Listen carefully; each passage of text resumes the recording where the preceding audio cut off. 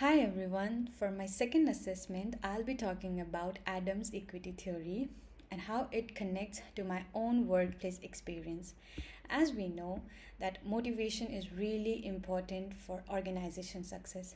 And this theory helps explain how fairness can directly affect employee motivation as well as their performance. So, Adams' equity theory is introduced in 1960 by behavioral psychologist John Stacy Adam with the main idea about fairness in the workplace.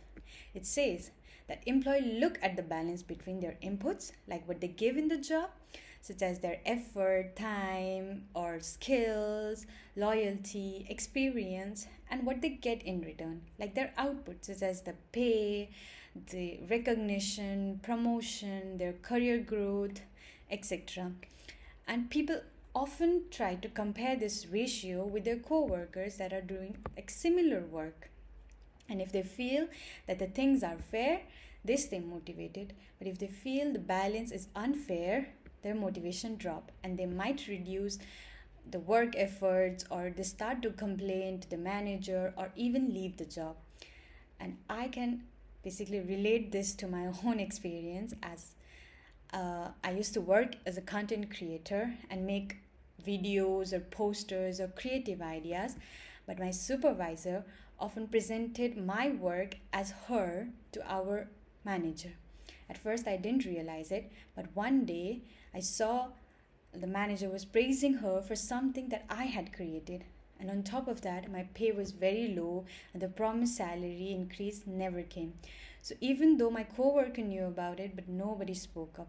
Over time, I started to feel like undervalued and demotivated, exactly what Adams' equity theory describes. Like my inputs were very high, but my output didn't match, especially when my recognition was going to someone else. So I eventually decided to resign. This experience really helped me understand how important fairness and recognition are to motivation. It's not just about money, it's about being valued and respected for the work you do. From this, I learned that if I ever feel my contribution aren't acknowledged in future, I need to speak up early, keep track of the work, and be clear about my responsibilities.